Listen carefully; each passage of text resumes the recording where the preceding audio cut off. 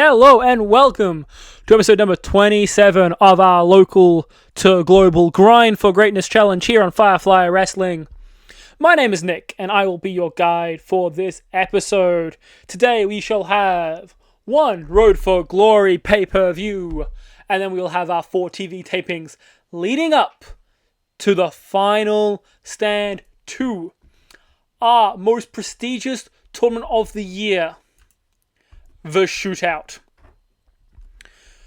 We will have our qualifiers each and every episode of TV tapings, and we will build up to one winner, to one shootout for who will face the world champion at Crowning Glory. Currently, that world champion is the Fyrefly, but who knows if he's going to be able to retain this episode, because he kicks off the episode in the main event of Road to Glory in a fatal 4-way.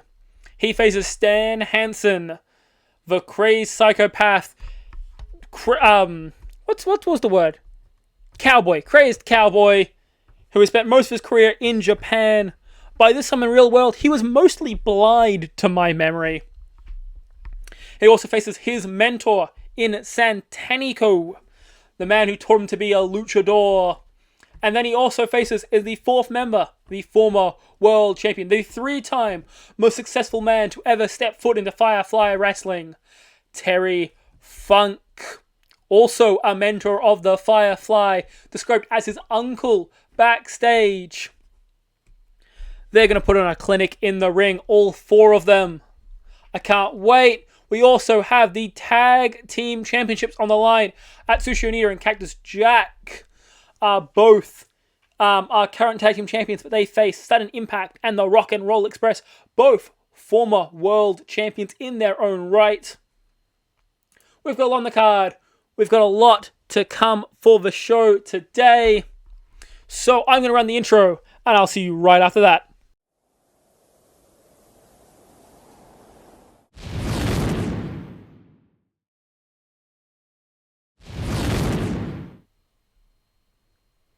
Okay, we are back with Road to Glory, our last show before we really kick off the Road to Crowning Glory. Well, kind of our first show on the Road to Crowning Glory, technically, which is why it's named Road to Glory. You would think, I planned these things, guys. Look, I made ideas. This should be a good, successful card, I think. Nearly the whole roster is on the card in some way or another. Fairness, most of it is in a tag match and a battle royale on the pre-show. But on the main card, we have the world title match, we have the tag team title match, we have the mid-card title match, and 2 grudge matches in their big payoff. I'm excited. I hope you're excited. Let's see how the show treats us. As we kick off the show, if I can actually click the button. There we go. We have a 10-man battle royale, which is won by the Barbarian, who eliminates Shane Douglas first and Steven Regal, then Ricky Steamboat, El Snow, Barry Windham, Jushin Thunder Liger, Tenryu, Rick Rude, and then finally Aeroflash. I would have thought Rick Rude would have won it. This is AI booked, so kind of a nice price for the Barbarian to be getting a win. Hopefully might even coincide with him getting a bit of a push going forward. Then have a not so great 4-way tag match. Ari Romero and Merv Fortune getting the win. I did not expect them to be given the win.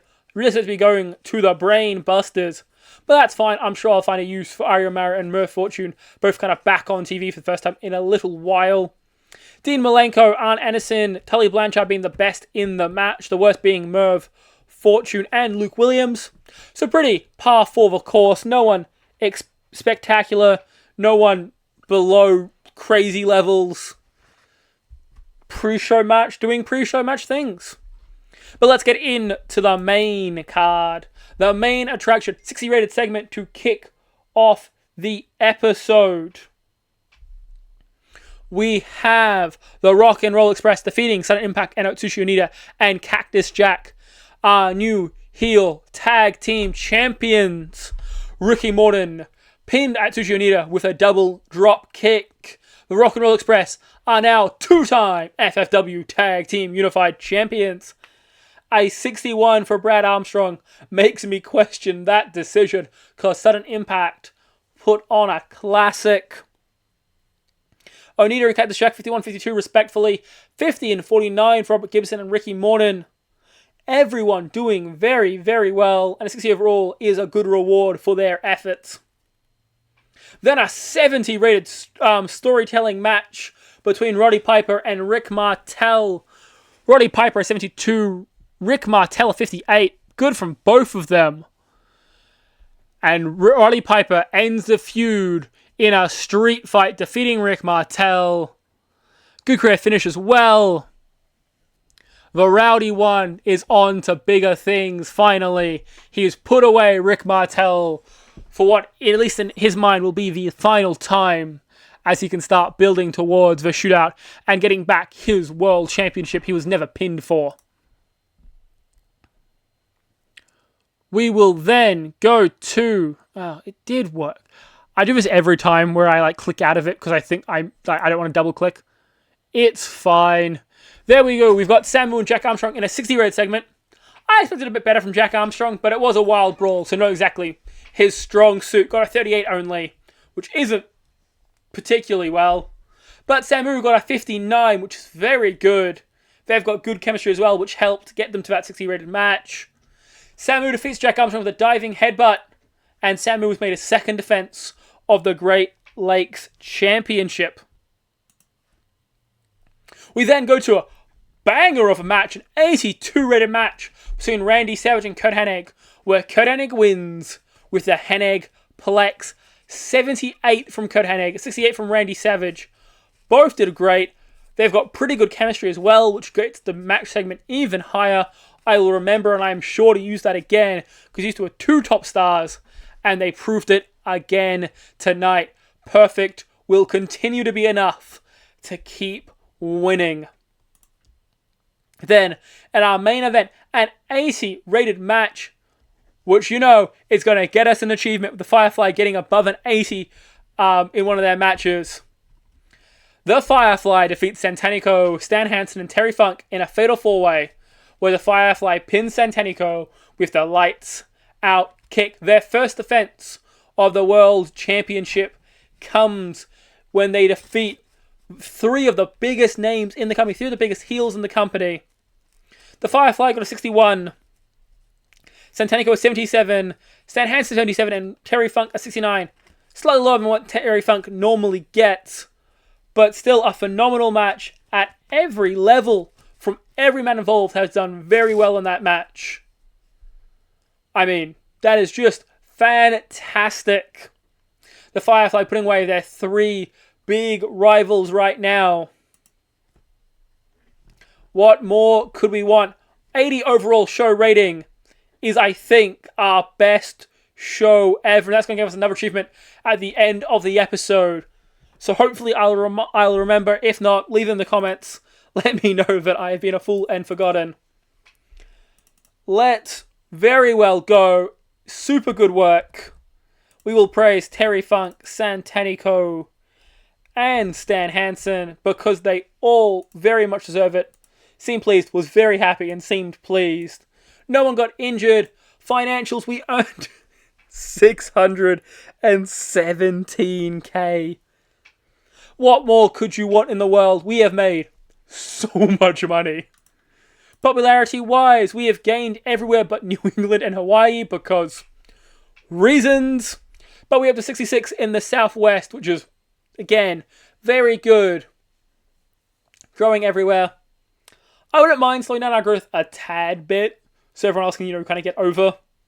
Because, yeah, one of the weird parts of, this challenge compared to everything else in Local to Globals is at this point in a Local to Global, normally you'd be able to start poaching stars from TNA and WWE and AEW when they come out of contract. You can start really building up this high popularity based wrestlers, and they can help, carry and elevate your current talents really well. Nope, not in this save. Everyone is still unimportant, which, makes things hard. Road to Glory is a success. It was a huge success. Barbarian had an off night, I didn't even notice. Sure, it's a one-off. Satanico is very happy. We worked very hard. Oh, Ventura was annoyed. Oh, well, that's a shame.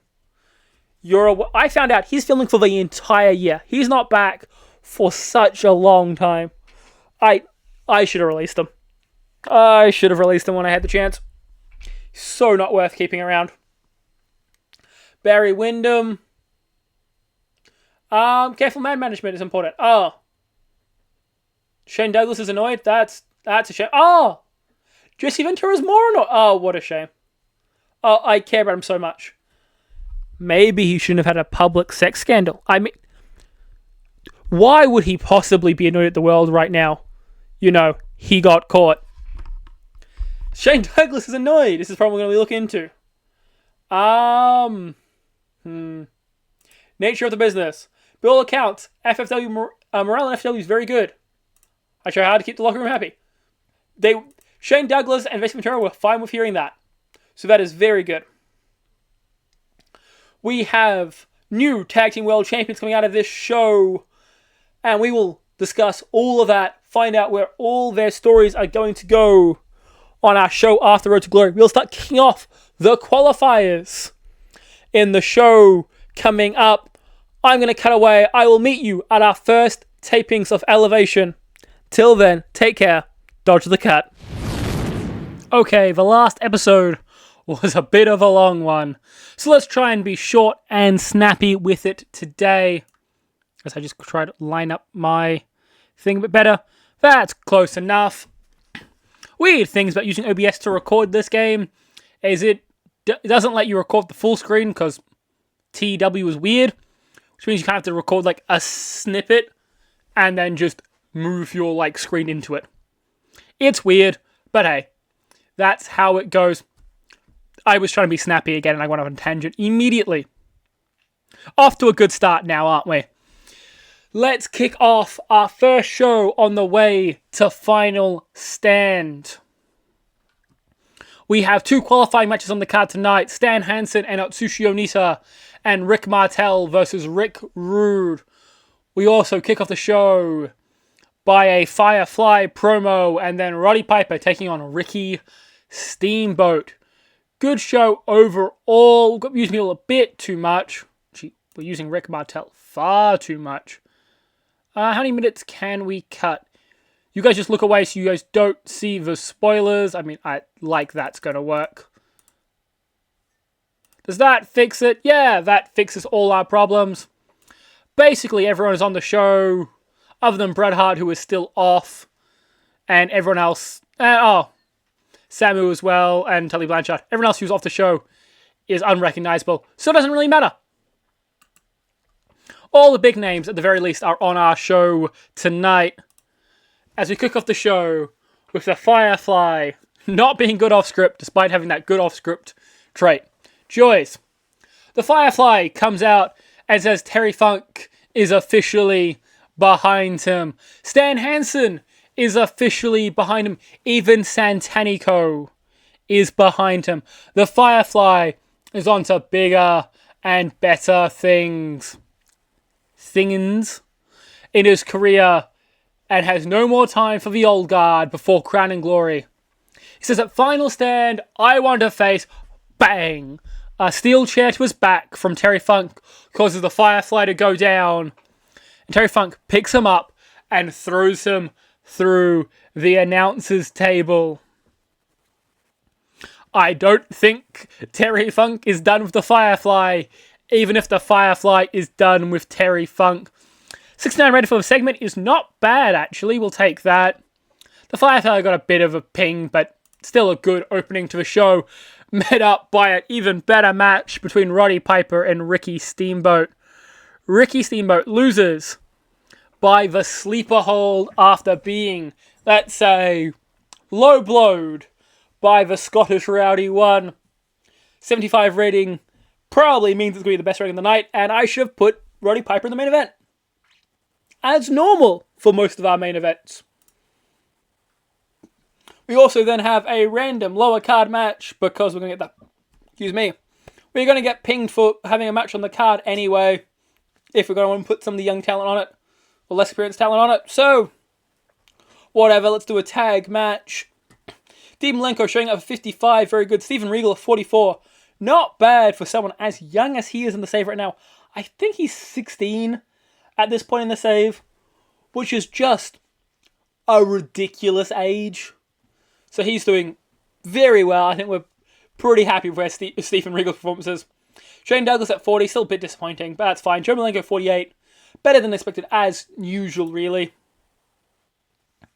We then have Ricky Morton and Robert Gibson walking around backstage, and they shove their titles in the younger people in the roster's face. Like the Fyrefly Jr. or Clinton Stott. Maybe even, the Malenko brothers, as they come back through the curtain. Steven Regal. And they bragging about their brains in their greatness before they're attacked by Brad Armstrong and Jim Brunzell and just thrown into the door again and again until they walk back. And leave Ricky Morton and Robert Gibson lying in a puddle on the ground. We then have, dang, no one is invested in Rick Martel still. And I'm trying so hard with him. I really am. He got a 66 this match. He's done really well. He beats Rick Rude. Again, it's the popularity. The popularity right now is just an issue. And it's painful. I don't know what to do about that right now. I'm sure there are solutions to it. But I'm kind of running out of ideas how to get the roster more of it than they are right now. Because we're getting popularity quite fast. I think that's actually potentially hurting us more than anything else. But that also means we're kind of going to hit like a roadblock. And we're going to slow down for a bit. Which also isn't great for this challenge. But I think we're moving at a decent pace. It should be fine. We then have a very, very good, very green tag team match. 64 rating on the segment. With a step performance from Aeroflash getting a 60, sorry. The Barbarian 59 and 52 for Jushin Thunder Liger. Then the Faces of Fear, Haku getting a 44 as the weak link. Not bad, and Jushin Thunder Liger pinning Haku with the Liger suplex. Yeah, building up some momentum for Aeroflash and Jushin Thunder Liger as they've been doing very well. I mean, very impressed, especially with Aeroflash. I think Aeroflash has been very impressive, and more impressive than I expected him to be. We then go to our second last segment of the night. Our main event. 1 point lower than the Roddy Piper Ricky Steamboat match. But after Rick Martel qualified for the shootout, happening at Final Stand, Stan Hansen defeats Atsushi Onita in 12 minutes 57. Stan Hansen with a 77. Onita with only a 47. Really low for Onita, actually. Onita's been on a good run recently. But Stan Hansen, 77, proving his worth once again as he defeats Onita and will be in the shootout later this month. As Stan Hansen stands tall in the ring, Satanico, Randy Savage, Roddy Piper, Rick Martel, Jack Armstrong, Curt Hennig, Aeroflash, all come out in the ring. They stare at one another across the ring and then begin to brawl as all those who are qualified and all those who are still in qualifying begin the build to the shootout. Finish off the show. 73 racing is very nice for an elevation taping especially. Wide selection of angles helps quite a bit. And in 18 regions our popularity has increased. And there we go for our first taping of the episode. Any big locker room incidents? Nope. And I will see you at elevation number 40. Quickly racking up those numbers. We'll be at 100 in just over a year's time now, actually, which is very exciting. And I'm sure I'll be able to make some cool plans and bookings for our 100th episode. But you'll have to see me at 40 just after the cut. And our second taping of this taping block. Well, our last taping block, because we do them in 2-week blocks. I really hope I haven't done it in 3-week blocks, because that is something that I would do, being the fool I am. But I think we've done it in 2-week blocks. This is our last taping of the block.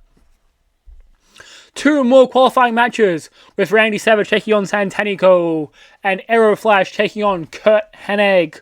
We have a Great Lakes Championship match with Samu and Jushin Thunder Liger. Then a couple of other tag matches on the card as well. Let's kick off the show. Terry Funk comes down to the ring and he tells the crowd that they've had their fun with this paper-thin champion, and now it's time to take the cow from the pasture. The Fyrefly isn't ready for this angry, fighting Terry Funk. He got lucky at Full of Champions. He avoided the problem, accepting the challenge from all those great wrestlers just to lower the Funker's chances. Nah. This time, the Funker gets his. He is then interrupted by the Fyrefly, who runs down to the ring to fight with him. But Terry Funk gets the upper hand and hits a pile driver on the Fyrefly to stand tall. Much better than last week. Terry Funk doing most of the talking probably helps. 73 segment rating is very good to open up our show between these two. Looking very nice again. Hopefully building into a pretty good, solid story between these two. We then have, in a 58 rated match, which is not bad, Samu defeats Jushin Thunder Liger after interference from Stan Hansen. This is his 3rd defense of the FFW Great Lakes Championship. Samu 53, Jushin Thunder Liger 53. I mean, yeah, both doing very well. Crowd rating's pretty low just because Jushin's pretty unknown and Samu is exactly the most popular dude in the roster.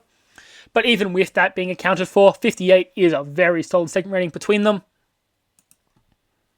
We then go to a not-so-great match, which is the Rock and Roll Express just murdering Fyrefly Jr. and Clinton Scott. Notably, I should add, Ricky Morton absolutely murdering Clinton Scott, and Fyrefly Jr. This is their first defense of the FFW Tag Team Unified Championships, though maybe not the most legitimate one. Robert Gibson 52, Ricky Morton at 49. Not great from Ricky. I told him to, kill them, and then he didn't do great. Ricky Morton's gimmick is not good for being a heel. I should correct that. Yeah, oops. If we return to booking screen, we go to roster. Where is Ricky Morton? There he is. He still has the old school face gimmick. Well, he's already been turned. Gimmick details. Yeah, all it says is not suitable use by heel. Prepare a gimmick change. What should we give him? I think we should give him swagger. That feels like these new, overconfident guys. If we go here, we go to exclude unsuited, yes. Heel. Swagger, please. Any of these really standing out? Egomaniac. Yeah, I think we should run with that. I don't need creative ideas for it. Give him a... Wait, mate. You have more choice than I thought you had. Somewhat generic, but creative gimmick. I think... Yeah, that'll be fine. So next time he debuts, he will show up the new gimmick. I should also do the same thing for Robert Gibson, I reckon. Who also has the old school face gimmick. Yeah, prepare a gimmick change. You can also be swagger, get some inspiration, egomaniac. And we will give you the same treatment. Yep, done. There we go. And let's continue our show. Oh, wait, it does it immediately as well, actually. Rock and Roll Express keep attacking their rivals. But then outrun both Sudden Impact and Aeroflash to make the save. Aeroflash and Brad Armstrong both grab the belt before staring at each other, being distracted and being dropped by a resurgent Rock and Roll Express. Okay, what are our changes? Change gimmick. Better microphone skills. That's actually pretty good. I am happy with that. Important to get wins. Cool. Those are both fine. 77. Okay. That is Curt Hennig doing Curt Hennig things as he defeats the Fyrefly in 12 minutes 30 from Curt Hennig. 55 from the Fyrefly. Damn. 77 rating. I should have made this the main event. Fyrefly gets his excuse in losing because he just got attacked by the Rock and Roll Express. And in fairness, he is facing the #1 best wrestler in this company. And he knows it. We then have the Brain Busters defeating the Malenko brothers when Arn Anderson pins Joe Malenko with a spike pile driver. 51 from Tully Blanchard, 52 from Arn Anderson, 52 from Dean Malenko, and a 43 from Joe Malenko. 58 overall. Feels pretty good for this kind of match. Kind of tag team mid-card to undercard match. Brain Busters still a top heel team, but haven't really been involved in the title picture since losing it, as it's been very much built around Sudden Impact and the Rock and Roll Express, as Rock and Roll Express are now our tag team champions. And then, never mind, a 77 match from Randy Savage and Satanico means we didn't make a mistake with the main event, as Randy Savage defeats Satanico in 9 minutes 19 by pinfall. And that means Satanico will not be in the shootout this year. Satanico has missed out on the shootout due to our Randy Savage victory. We now have 4 people for the shootout confirmed. Randy Savage, Curt Hennig, Rick Martel, and Stan Hansen. We then have... Should have had one more. And I should have added Jack Armstrong to this. Oops. But also, I don't think anyone is buying that Jack Armstrong was going to beat Roddy Piper anyway. This is our shootout. 5 men. Curt Hennig, Randy Savage, Rick Martel, Roddy Piper, Stan Hansen. And they all start brawling. Should we all 6 of them? Because Jack Armstrong is actually still in a match against Roddy Piper next week. But ignore that. 77 as well. Makes this the show of 7s. Very good show. 75 overall rating is again phenomenal. And we are doing great on these weekly elevation tapings, I think. To finish off the show, financial report says we made $51,000 on it. I mean, yeah, that's good. Popularity recap says we gained everywhere. 15 in Quebec. 21 still in Alberta, our biggest region in Canada. 45 in the Northwest. 67 in the Southwest. 48 in the Mid-South. Hey, we are doing good, I think, all across the board. Slowly gaining popularity, but still kind of faster than our roster can keep up. Which, again, is definitely an issue we've got right now. But I'm sure our roster will be slowly catching up. Roddy Piper's doing a great job of helping carry the roster through not all being the most popular in the world at this time. Just feel kind of weird. Just feel like the Fyrefly has been champion for a while. It's only been like 1 episode and a bit now. Because the Fireflies, yeah, with these like weekly things, Firefly's got 2 more episodes being on top. But still, we will, yeah, eventually get Roddy Piper back to the main event. He hasn't been fighting for the world title since May. He hasn't had a world title match since May. Yeah, it's been a while. 150 plus days since Roddy Piper was fighting for a world title in the main event. But the shootout is his ticket back. And he'll have a qualifying match for shootout next tapings. That will be occurring in just 1 sec. Welcome to taping number 3, our second last show of the episode.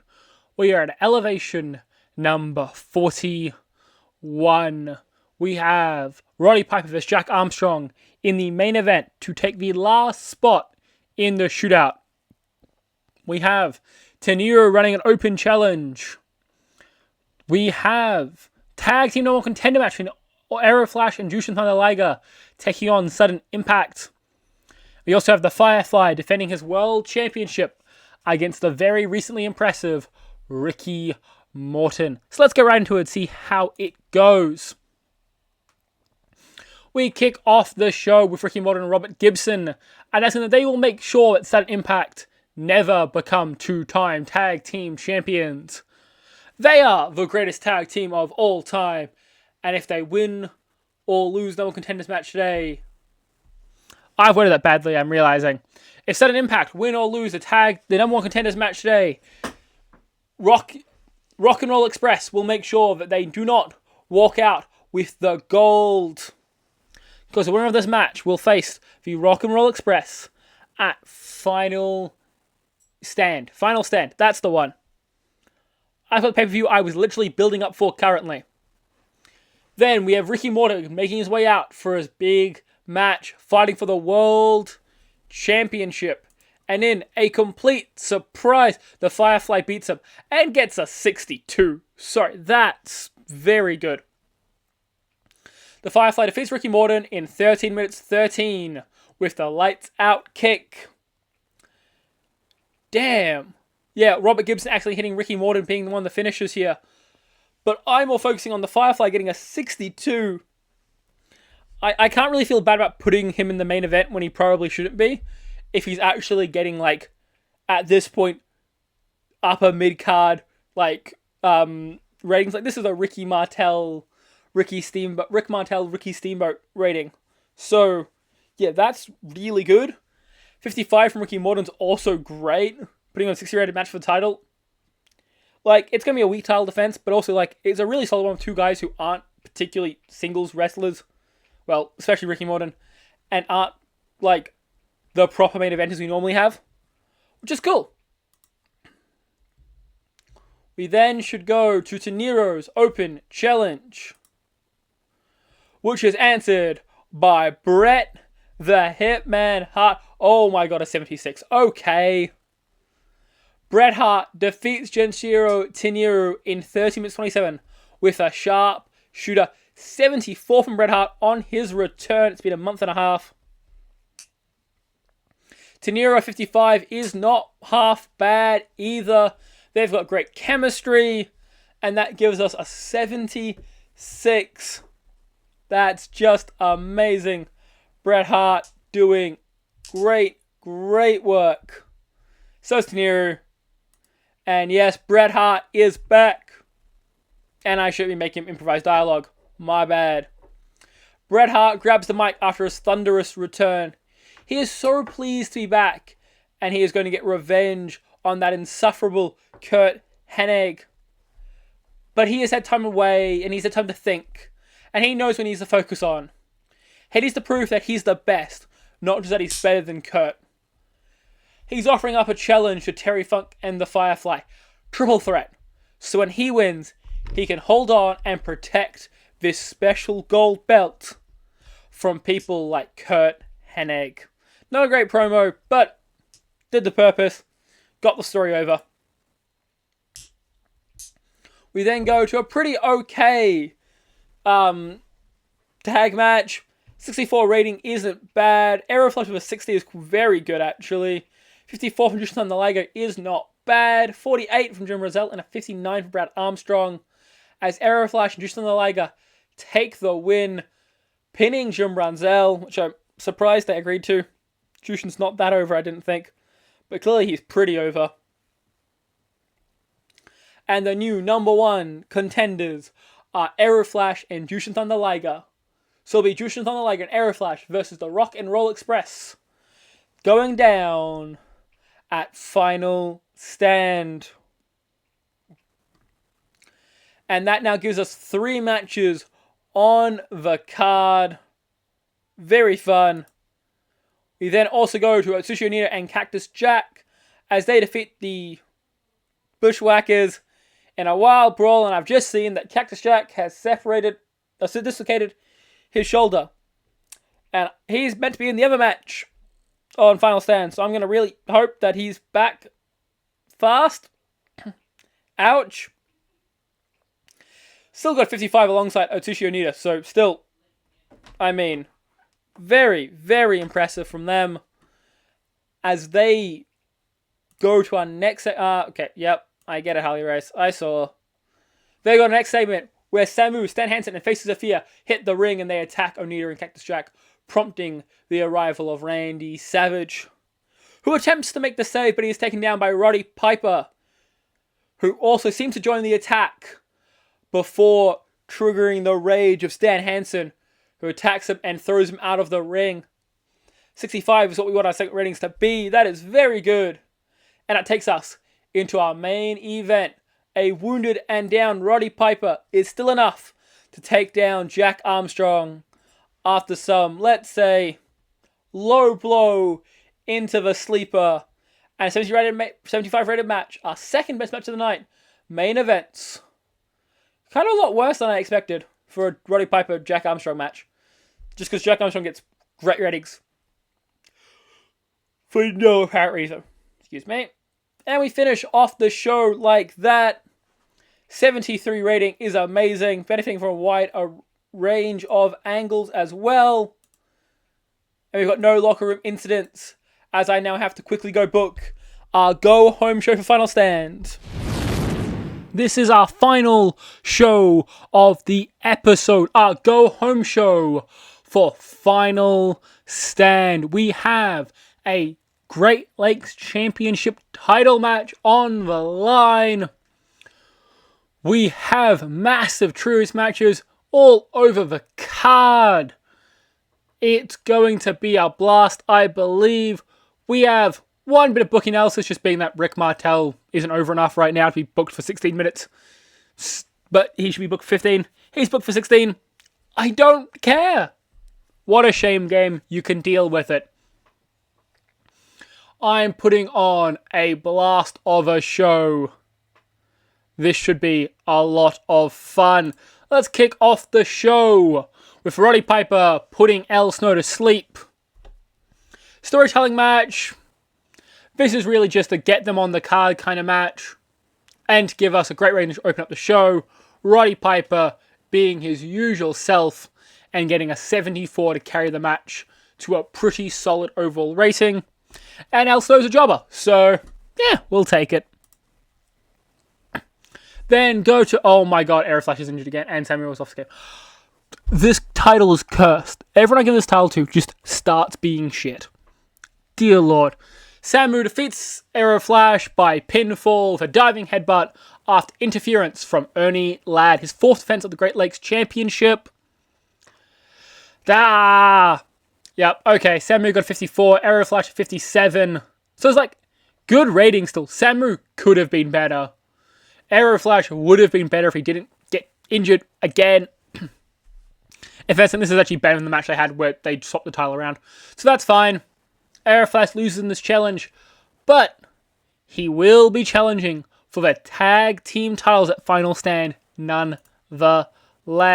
As long as that sprained ankle isn't going to take him out in 2 weeks' time, because that would be annoying.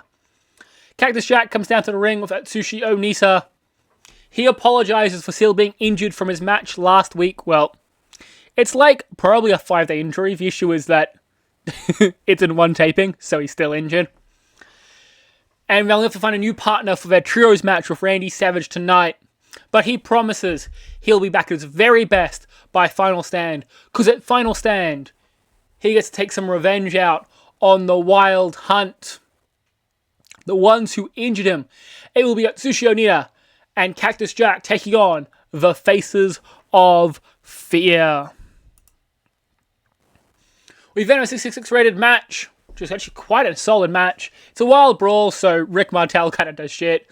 But Stan Hansen puts up an 80 because he is a beast. 77 for Randy Savage. 66 overall isn't stellar, but when you've got Haku and a Rick Martel who does not like brawling, this is what you end up with. And I think it's good nonetheless. Progressing our storylines, getting heat on everything. We're getting ready, going in to Final Stand, build that into a very big, successful show. So Shonina will meet up with Faces of Fear again at Final Stand next episode. We then have Stan Hansen and Randy Savage. They just do not stop brawling. Those men do not get their hands off one another. And in turn, they begin to drag everyone else into it, dragging Curt Hennig, coming out from the back, taking out Randy Savage as well. Rick Martel gets involved, pulling out Roddy Piper, and all four men keep brawling until they are finally subdued by security after about 6 minutes. 69-second rating is very nice. Would have expected maybe slightly better from them, but still fine. And then we get a banger of a match. 75 rating for Curt Hennig to put away Jack Armstrong with the Hennig Plex. Curt Hennig has some good momentum going in Final Stand. Surely either him or Roddy Piper will be the favourites at the shootout. And then we have a really just terrible promo by Satanico, who comes to you from his home in Mexico.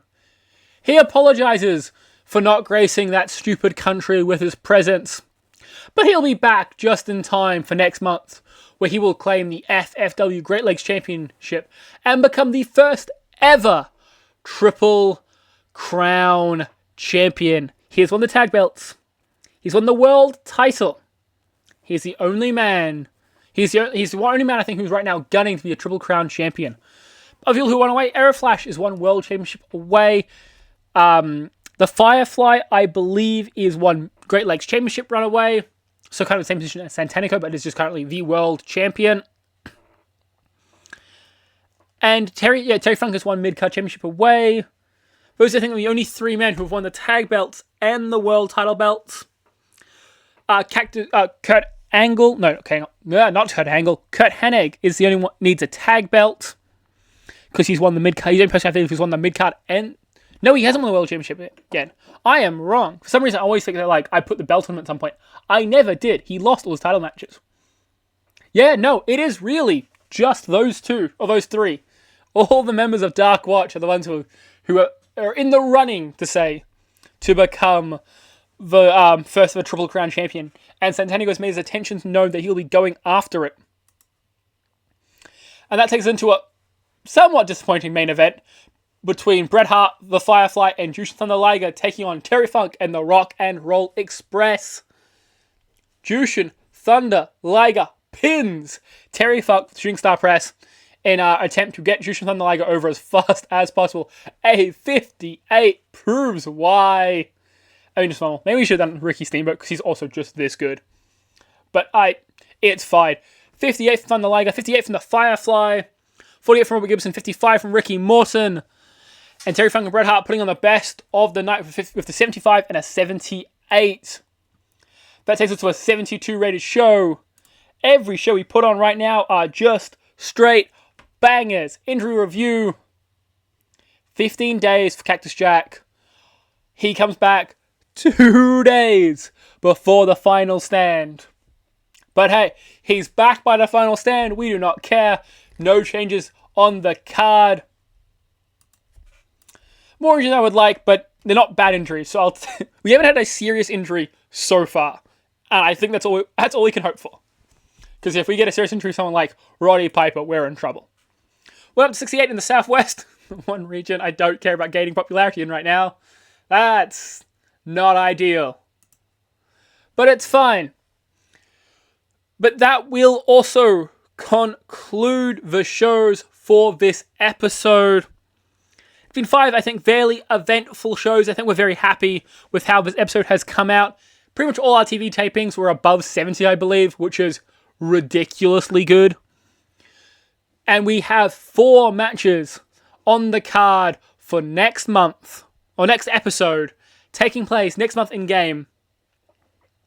So I invite you, leave your predictions in and comments below. Who do you think will win?